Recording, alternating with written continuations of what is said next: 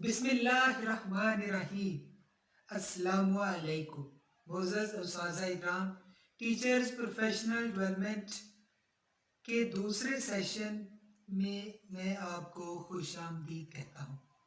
اس سے پچھلے لیکچر میں ہم نے سیکھا تھا کہ ای لرننگ کیسے ایوالو کر رہی ہے اور ای لرننگ اپروچز کیسے آہستہ آہستہ ہماری ریگولر ٹیچنگ کا حصہ بن رہی ہے۔ ہم نے کمپیرزن کیا تھا ایک ٹریڈیشنل کلاس روم میں اور ایک ای لرننگ کلاس روم میں، جہاں ہم نے ٹریڈیشنل کلاس روم کے کچھ لیمیٹیشنز کا ذکر کیا تھا اور ای لرننگ کے ایڈوانٹیجز کے بارے میں بات کی تھی۔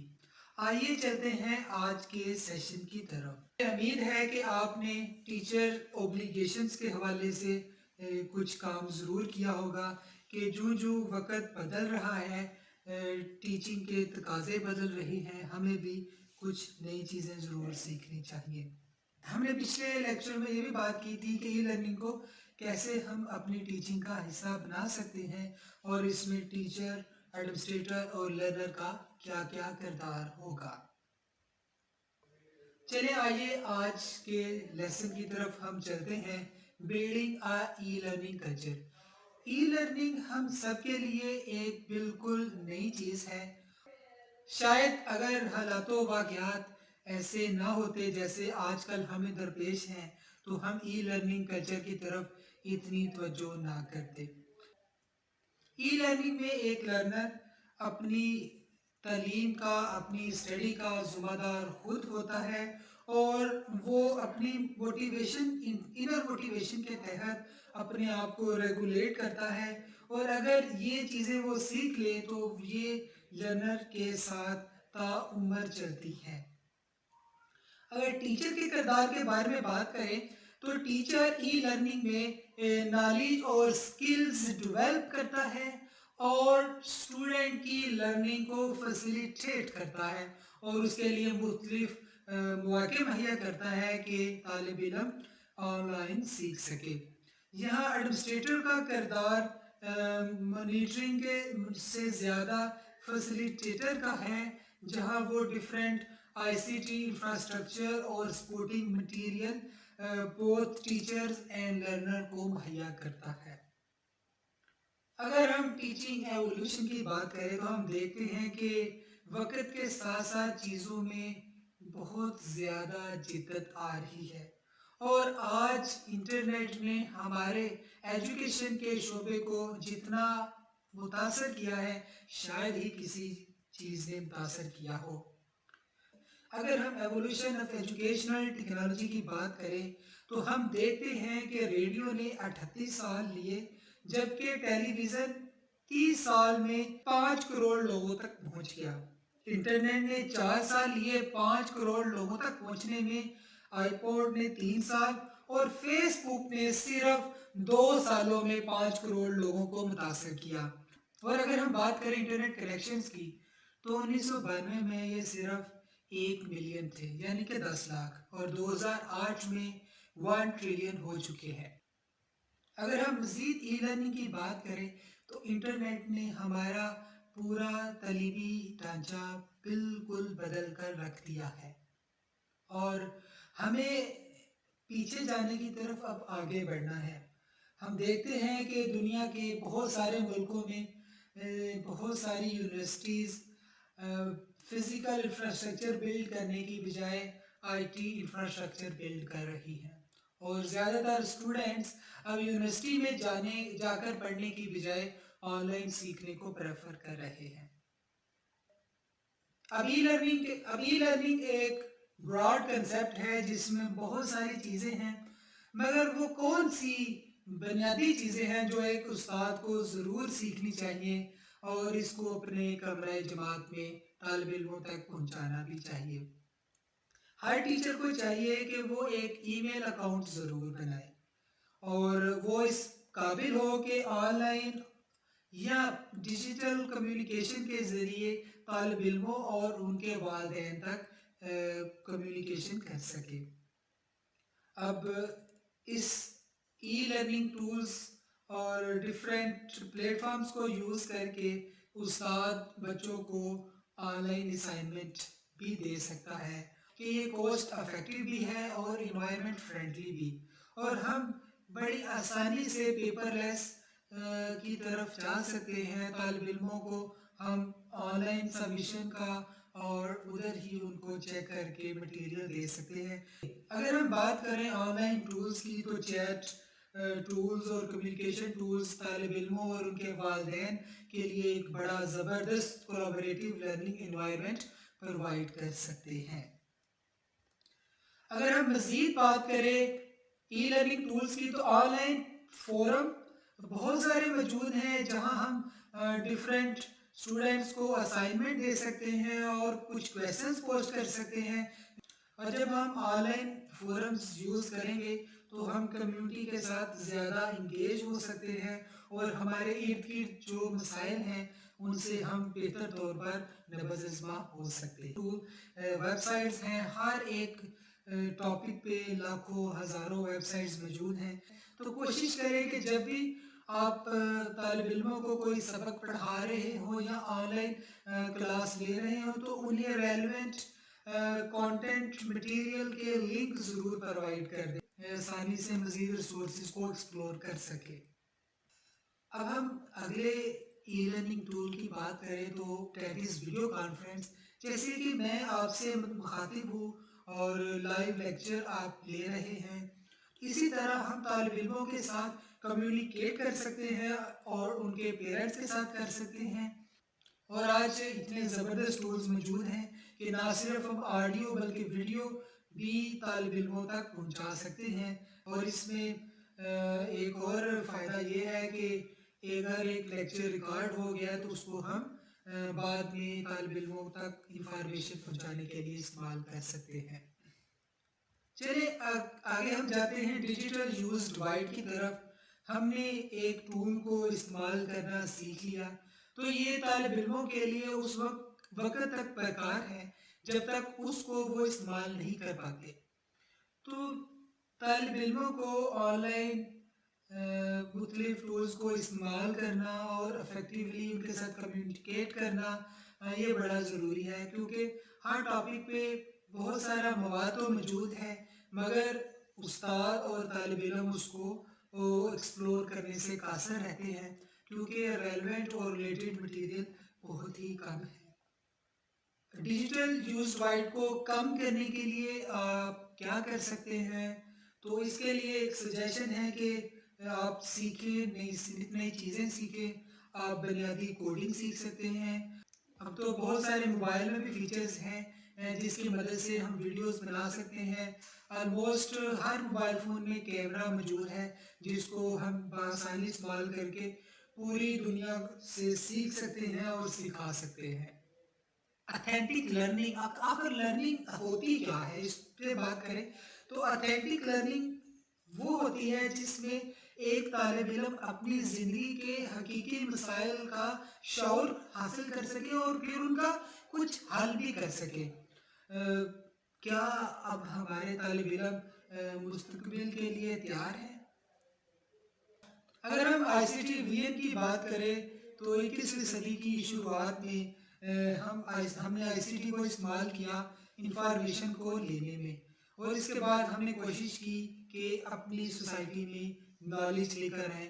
मगर आज और आने वाले कल में तरक्की पजीर और तरक्की याफ्ता कौमों में फ़र्क आईसीटी करेगी, और ये फ़र्क हमें आज नज़र भी आना शुरू हो गया है।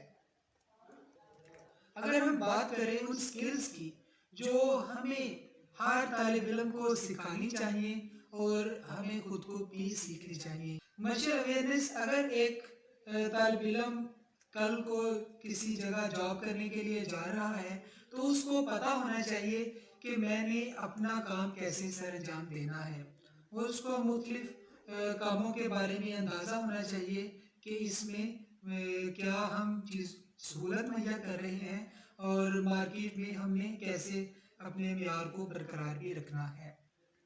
अगर हम दूसरी स्किल की बात करें तो इसमें हमारे लिए बड़ी ज़बरदस्त और अहम स्किल है, वो है कम्युनिकेशन की।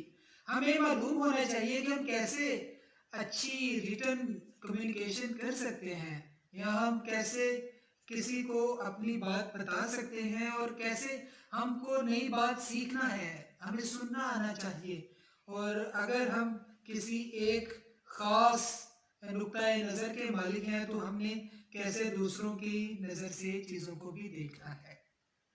तीसरी स्किल जो हमें सीखनी चाहिए, और मैं चाहूँगा कि हमें अपने तालिब इल्मों को भी ज़रूर सिखानी चाहिए, वो है टीम वर्क।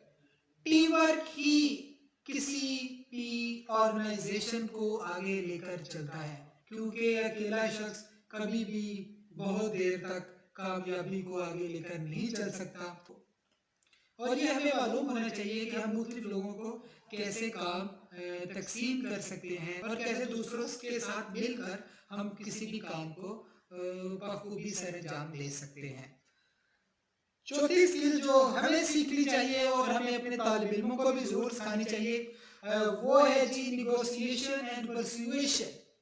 हमें पता होना चाहिए कि हमने किसी भी मामले में दूसरे का नुक्ता नज़र सुन के उसके साथ कैसे डील करना है।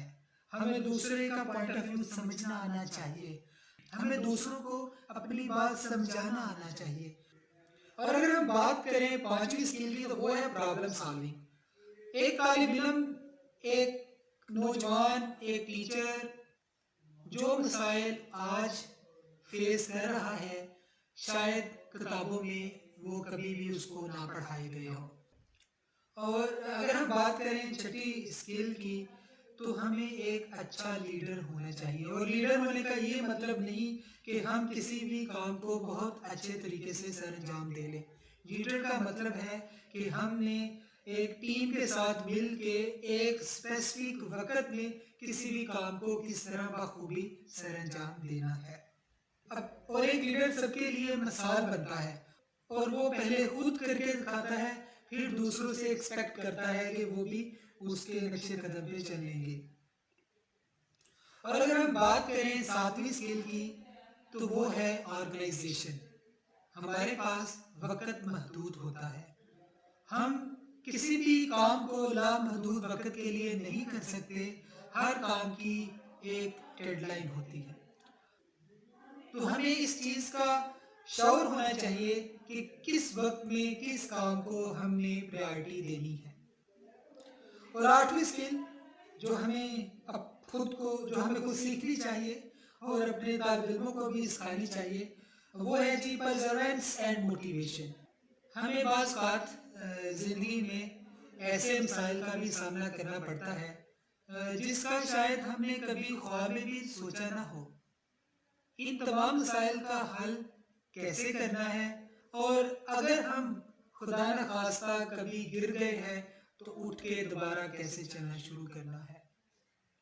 नई स्किल है जो हमें सीखनी चाहिए, हम प्रेशर के दौरान कैसे अपने आप के उसान बहाल रख सकते हैं।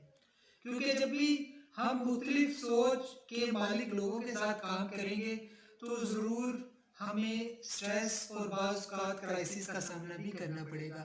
तो ये बड़ा ज़रूरी है कि हम तालिब इल्मों को सिखाएं कि हमने प्रेशर में कैसे काम करना है। और 10वीं और आखिरी स्किल जो हमें तालिब इल्मों को ज़रूर सिखानी चाहिए, हमें उनको सिखाना चाहिए कि हम कैसे पुरअतमाद रहते हुए अपनी ज़िंदगी में कामयाबियाँ हासिल कर सकते हैं।